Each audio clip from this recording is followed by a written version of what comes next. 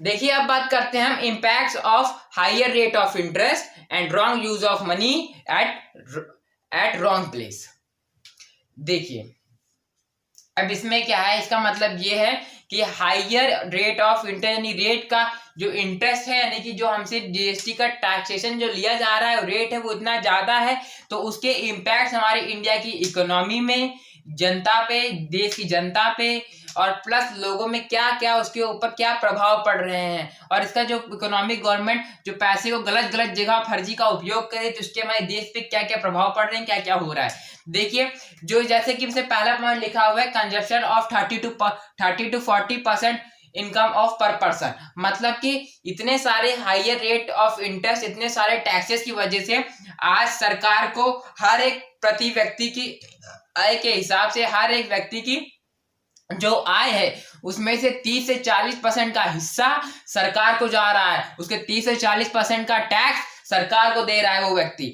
For example ऐसे समझिए कि जो व्यक्ति महीने में 10,000 रुपए कमा रहा है उसका उसका जो 4,000 रुपए है उस 10,000 रुपए वो सरकार ले रही है। आप बताइए जो पहले इसीलिए जो पहले जो घर होते थे पांच परिवार का वो 8,000 में चल जाता था, लेकिन आज घर चलाने के लिए 15,000 रुपए की जो आज पांच फैमिली का परिवार 20,000 रुपए में नहीं चल पा रहा। उसका रीजन ये है कि गवर्नमेंट के हाईवी टैक्सेस है। जो परिवार में 20,000 रुपए पर मंथ कमा रहा है और उसमें लगभग 8 से 10,000 रुपए वो सरकार को दे रहा है अपने खर्चे में, तो सिर्फ और सिर्फ वो 10,000 रुपए ही ले रहा है, लेकिन सरकार उससे वो 8-10,000 रुपए ले रही है। इस वजह से 20,000 रुपए कमाने वाला आदमी भी आज परेशान है। जो व्यक्ति पहले जो घर अच्छे से 12-12 हजार में चल जाता था आज वो घर 20,000 रुपए में नहीं चल पा रहा, सिर्फ और सिर्फ सरकार के हायर टैक्सेस की वजह से। आप खुद सोचिए, जैसे जिस देश में हर एक व्यक्ति से 30 से 40% उसकी सैलरी का हिस्सा वो क्या देश का ही बढ़ पाएगा? नहीं बढ़ पाएगा। तो इस चीज की वजह से हमारे इंडिया में इकोनॉमी यानी कि इतनी गरीबी और बढ़ती चली जा रही है, देश और ही परेशान होते चला जा रहा है। एक दुकानदार पे इतना सन्नाटा है, दुकानों पे पूछना नहीं, लोगों की बिक्री नहीं हो रही, सेल नहीं हो रही है। कभी नेता बैठे तो है नहीं एक दुकान पे, जब वो बैठेंगे किसी दूसरी दुकान में बैठना पड़े पता चले होता क्या है यहाँ, वो तो बस चाय पता नहीं कैसे नेता पहले चाय बेचते थे तब भी नहीं पता है गरीबों का दर्द क्या होता है। एक गरीब मजदूर बेचारा 300 रुपए 300 रुपए करके वो टैक्सेस देता है, 300 रुपए महीने पर डे अपना देह तोड़वा करके 300 रुपए उसे शाम को मिलते हैं, और उसमें से भी वो 300 रुपए सरकार को देता है। तो बहुत बड़ी बात, छोटी बात नहीं है, लेकिन फिर भी सरकार की तो आंखें फूटी हुई है। जैसे कि इसमें दूसरा पॉइंट लिखा हुआ है यहाँ पे, दूसरा पॉइंट यहाँ पे क्या लिखा हुआ है? Higher rate of interest, higher rate of taxes increases the price of goods. यहाँ पे लिखा हुआ है higher rate of taxes increases the price of good, मतलब कि गवर्नमेंट ने जो टैक्सेस हैं वो बहुत हायर रेट के लगा दिए हैं, इस वजह से गुड्स के प्राइस बहुत ज्यादा हो गए। मतलब कि जो सीमेंट 250-300 रुपए की पहले बिकती थी 250 या 280 रुपए की, आज वो सीमेंट 250 या 280 रुपए की ही है, मगर सरकार के उस 28% जीएसटी की वजह से आज वो सीमेंट 360, 370 और 380 बिक रही है। मतलब खुलेआम आपको बेवकूफ बनाया जा रहा है, 100 रुपए बोरी आपसे सरकार ले रही है। अब आप खुद सोचिए, जो व्यक्ति एक लेबर मजदूर की मैं बात करता हूं, तो लेबर मजदूर दिन भर काम करता है, अपना देह तोड़वाता है, ईटा धोता है, और उसे शाम को मात्र 300 रुपए मिलते हैं। उसे शाम को मात्र 300 से 400 रुपए मिलते हैं, और 300-400 रुपए में गरीब आदमी दोपहर में भूखा रह जाता है, खुद होटल पे जाके 10-15 रुपए की पूरी नहीं खाता है। इस वजह से और वो जो पैसा है मगर फिर भी खुद 10 रुपए की पूरी नहीं खाता है, और खुद 10 रुपए की पूरी नहीं खाता है और सरकार को उसमें से टैक्स देता है। खुद सोचिए आप कितनी बड़ी बात है। जो गरीब मजदूर दिन भर अपना देह तोड़वाता है, 300-400 रुपए उसके शाम के मिलते हैं, उसमें दोपहर को अगर भूख लगती है तो 10-15 रुपए की पूरी नहीं खाता है 300-400 रुपए कमाने वाला मजदूर, मगर वो अपने 300-400 रुपए का 30 से 40% हिस्सा सरकार को देता है, इस वजह से ताकि सरकार उसकी कुछ मदद करेगी। मतलब 30 से 40% हिस्सा सरकार उस गरीब आदमी का ले रही है। खुद सोचिए, लेबर मजदूर का 30 से 40% हिस्सा लोगे तो अगले जन्म में स्वर्ग भी नसीब नहीं होगा। एकदम नरखे में मिलोगे यहाँ। अब इतना हैवी टैक्सेशन, आप बताइए एक गरीब आदमी कितना कहाँ तक करे। पहले परिवार चलते थे 7-8 हजार में, आज परिवार चल रहे 20-25 हजार में। उसका रीजन क्या है? और सिर्फ हैवी टैक्सेशन। इतना टैक्स रेट तो कभी नहीं बढ़ा। पेट्रोल 60 रुपए का पेट्रोल 90, 95, 110 कहीं कहीं बेच रहे हैं। मतलब देश को पूरा लूटे खाए जा रहे हैं और कुछ नहीं है, और आपको बेवकूफ बना रहे हैं इसमें। और प्लस इसमें जो हमारा तीसरा पॉइंट यहाँ पे लिखा हुआ है, देखिए तीसरा पॉइंट क्या लिखा हुआ है। तीसरा पॉइंट यहाँ पे देखिए, जैसे कि लिखा हुआ है use of money at wrong place, यानी कि मनी का उपयोग, मनी का खर्च ये लोग बहुत ही बड़ा गलत जगह में कर रहे हैं। मनी का उपयोग बताइए, जो 300 रुपए कमाता है, क्या वो सरकार को टैक्स इस वजह से देता है कि ताकि उसका बेटा काशी में जाके डुबकी लगाए, कि अयोध्या में जाके घंटा बजाए, कि ट्रंप का स्वागत करे? जो 300 रुपए पर डे कमाता है वो सरकार को टैक्स इस वजह से देता है ताकि उसका बच्चा पढ़े लिखे और नाम कमाए, माँ बाप का नाम रोशन करे, देश का नाम रोशन करे और देश को ऊंची बुलंदियों तक ले जाए। वो 300 रुपए कमाने वाला व्यक्ति इसलिए सरकार को टैक्स देता है। लेकिन हमारी गवर्नमेंट उस गरीब आदमी की पैसे का अहमियत नहीं समझ रही है। एकदम पाप, एकदम स्वर्ग भी ना मिले ऐसे जमाने में इसे काम कर रहे हैं। सोचिए आप, हाँ 300 रुपए कमाता, उसका पैसा बेचारी जनता कैसे, गरीब जनता कैसे काम करे, दिन भर काम कर करके कैसे कितनी मेहनत और लगन से काम करती है, और तब उसमें से सरकार को टैक्स देती है। और सरकार उस पैसे का सिर्फ और सिर्फ दुरुपयोग कर रही है। उस पैसे को काशी में लगा रही है, उस पैसे को राम मंदिर में लगा रही है, उस पैसे को किसी के स्वागत में खर्चा कर रही है, उस पैसे को से अपने लग्जरियस थिंग्स में खर्चा कर रही है। एकदम दिल एकदम वो जैसे होता है राक्षस, एकदम राक्षस वृत्ति के लोग हैं यहाँ। हमारे देश में जब अंग्रेजों का शासन चलता था, जब अंग्रेजों का शासन हटाया गया, तब हमारे देश में डेमोक्रेसी यानी कि लोकतंत्र इसलिए स्थापित किया गया ताकि देश में जनता की सुनवाई हो सके, जनता की दुहाई हो सके, जनता की बात सुनी जा सके, जनता क्या चाहती है उसे मिल सके, इसलिए डेमोक्रेसी लाई गई थी। लेकिन जिस देश में जनता की सुनी ही ना जाए, जनता की बात ना सुनी जाए, और बेचारा जो किसान अन्नदाता, हमारे देश का किसान है अन्नदाता, जब अन्नदाता अपनी मांग करे और उस पर आप 5 रुपए के डंडे मार के भगा दो, तो ऐसी डेमोक्रेसी का क्या मतलब है? ये तो उससे अच्छा एक राजा का शासन ही उससे अच्छा होता।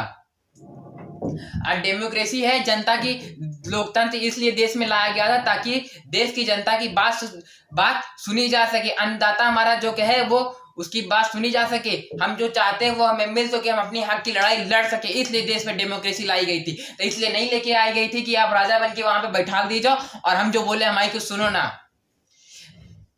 एक नेता को राजा जनता बनाती है, वो बेचारी जनता अपने महीने में जो जनता एक लेबर मजदूर कितनी मेहनत करके पैसा कमाता है, और अभी और देश के नेता होता है उसको सिक्योरिटी प्रोवाइड कराता है, इसलिए ताकि हमारा देश आगे बढ़ सके। आप सोच लीजिए कितनी बड़ी बात है, आप एकदम जस्ट इमेजिन करिए कितना अजीब सा होगा। तो ये होता है तरीका, कुछ ना करके सिर्फ गवर्नमेंट गरीब आदमी को लूटने का काम कर रही है। आप उसको सोचिए, जो व्यक्ति 300 रुपए कमाता है, अपने बच्चे को कभी उसने आइसक्रीम नहीं खिलाई होगी। मैं सिंपल सी बात कर रहा हूँ, गरीब आदमी जो देहात में रहता है खुद 10 रुपए की आइसक्रीम नहीं खाई होगी, मगर सरकार को छेना खिला रही है। वो उस नेता को छेना खिला रहा है गरीब आदमी, खुद अपने बच्चे को उसने 10 रुपए की आइसक्रीम नहीं खिलाई होगी, मगर फिर भी उसने कुछ सोच के उस नेता को छेना खिला रहा है। इस वजह से खिला रहा है क्योंकि वो मेरे बच्चे को पढ़ाने में मदद करेगा। लेकिन हमारे देश का जनता अपने पैसे की अहमियत नहीं समझ रही है। अपना पैसा कैसे वो कमा, इसकी अहमियत नहीं समझ रही है। 30 से 40% अपना हिस्सा दोगे तो बताइए कैसे आप आगे बढ़ोगे। अपना हक मांगिए, सरकार से मांग करिए, क्योंकि आप सरकार को इतना 30 से 40% इनकम दे रहे हो, आपके पास अधिकार है पैसा मांगने का, अपना ग्रोथ मांगने का अधिकार है, अपनी मांग करें। अब जैसे कि इसमें हमारा 5वां पॉइंट है, 5वां पॉइंट देखिए इस पे क्या लिखा हुआ है, मेकिंग योरसेल्फ ओवर बजट। मतलब कि जो पैसा है वो इतना ज्यादा ओवर बजट में खर्चा कर रहे हैं। जैसे कि नमस्ते ट्रंप हुआ था, नमस्ते ट्रंप क्या उसमें सिर्फ 10 लाख रुपए लगा के किसी प्रधानमंत्री का उसका स्वागत नहीं किया जाता। जरूरी है कि वहां पे आप 150 करोड़ रुपए लगाओ। हमारे देश की जनता दिन भर में 10 रुपए की बेचारा रोटी पेट भर में भूखा रह जाता है, लेकिन 10 रुपए की रोटी नहीं खरीद के खाता है। और तुम 150 करोड़ रुपए का सिर्फ और सिर्फ किसी का स्वागत कर रहे हो। खुद अपनी लग्जरी गाड़ियों में पहन लो। 10 लाख का अगर आप सूट पहन रहे हो तो बताइए कैसे काम होगा। खुद व्यक्ति 10 रुपए की सोच लीजिए, व्यक्ति अपने बच्चे को आइसक्रीम नहीं खिलाता है, मगर उनको 10 लाख का सूट, 16 लाख की घड़ी पहना रहा है। वो आदमी आपको पैसा, तब देखिए उस गरीब आदमी कितना बड़ा दिल और किए हैं, एकदम राक्षस प्रवृत्ति के हो गए हैं। हमारी सरकार तो एकदम सिर्फ और सिर्फ राक्षस प्रवृत्ति के, गरीबों का दर्द कुछ जानती ही नहीं है। जैसे कि इसमें नेक्स्ट पॉइंट है हमारा नेक्स्ट पॉइंट है, इसमें लिखा हुआ है using money to various meaningless scheme. मतलब पैसे का उपयोग एकदम फर्जी की जगह, बेमतलब की जगह खर्चा करना। अभी ये लोग पैसा बेमतलब की जगह कहाँ खर्चा कर रहे हैं बताइए, आप जानते ही होंगे। सिलेंडर फ्री में बांट रहे हैं। आप बताइए क्या सिलेंडर बांट के किसी देश की गरीबी दूर की जा सकती है? फ्री में लैपटॉप बांट रहे हैं। फ्री में लैपटॉप बांटने से क्या गरीबी दूर हो सकती है? उसके बच्चे को रोजगार मिल सकता है? नहीं मिल सकता। काशी में क्या डुबकी लगाने से पैसा मिल सकता है? नहीं मिल सकता। राम मंदिर में क्या घंटा बजाने से उस बच्चे का भविष्य सुधर सकता है? उस खानदान का भविष्य सुधर सकता है? नहीं सुधर सकता। लेकिन हमारी सरकार सिर्फ और सिर्फ अपने मतलब, अपने वोट के लिए ही काम कर रही। उसका सीधा बस बड़े बड़े हेडिंग में लिख दिया जाता है, सोच ईमानदार काम दमदार। बताइए ऐसी ईमानदार सोच का भारत की जनता क्या करेगी, जिसमें आप 30 से इनकी ईमानदार सोच ये है कि हम हमारे भारत की जनता के हर एक व्यक्ति का 40% सैलरी जो होगी हम ले लेंगे। हाँ, कोई गरीब आदमी सीमेंट बेचारा नहीं लेगा, उसे घर बांध नहीं दे, उनको किसी गरीब आदमी का हम घर नहीं बनने देंगे। ये हमारी सोच ईमानदार है। और इनका काम धंधार क्या है? काम धंधार ये है कि हमारा देश का बच्चा इंजीनियर ना बजे और बस राम मंदिर में जाके बोले भजन राम राम राम सीताराम और घंटा बजाए और काशी में गंगा में जाके डुबकी लगाए। इनका ये काम दमदार है। तो ये सोच ईमानदार नहीं, बेईमान है। ये काम दमदार नहीं, एकदम नमक हराम है। देन इसका नेक्स्ट पॉइंट देखिए क्या लिखा हुआ है। नेक्स्ट पॉइंट लिखा हुआ है doing expense for self luxury. मतलब कि अपने और सिर्फ अपने फायदे, अपने व्यवस्था के लिए फर्जी का खर्चे करना।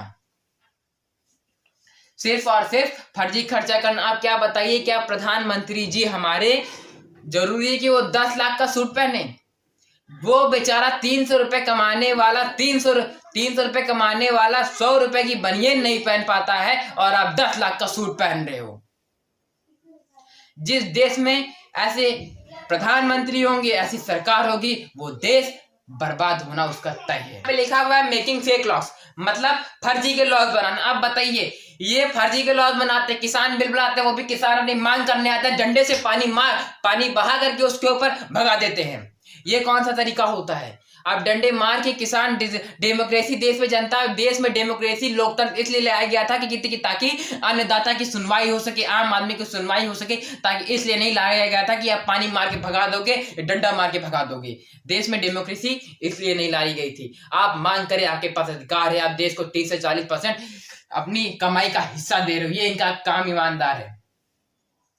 तो ये जो फेकिंग लॉस है और फर्जी के बनाते उस पर सुनते नहीं है, ये इनका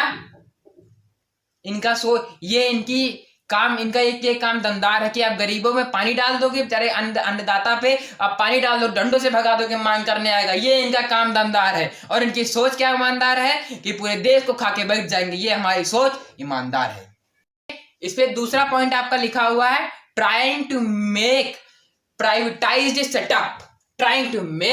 प्राइवेटाइज सेटअप मतलब कि पूरे देश में प्राइवेटाइजेशन लाना, पूरे देश को प्राइवेट करना। अब आप बताइए, जिस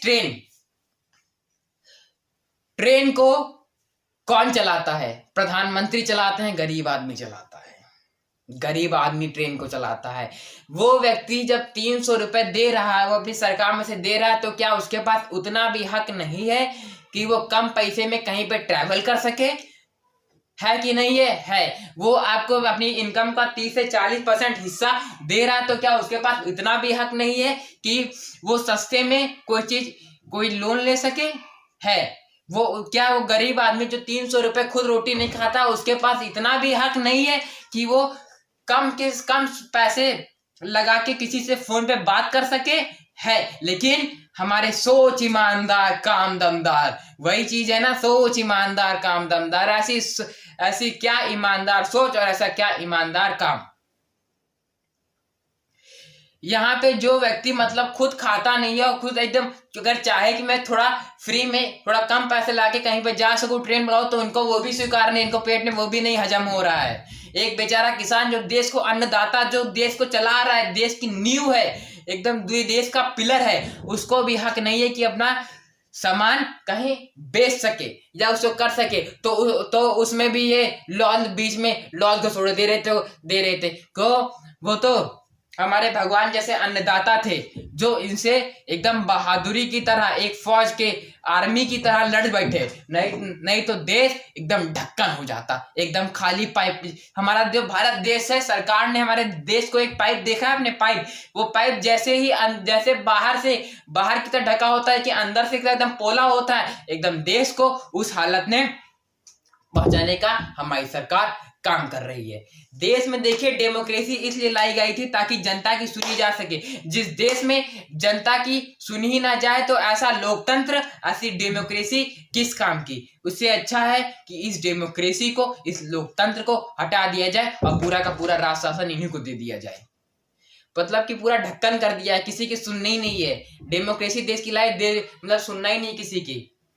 तो देखिए ये सारी चीजें हमारी गवर्नमेंट की, हमारे भारत देश की ये हकीकतें हैं और आपके पास अधिकार है, मांग करें। ये समय है अभी मांग करने का, अपना अधिकार छीनने का। अगर आप अभी नहीं जगे तो आगे बहुत देर हो जाएगी, आप जगने के लायक नहीं बचेंगे। ये सरकार आपको सुला के मार डालेगी।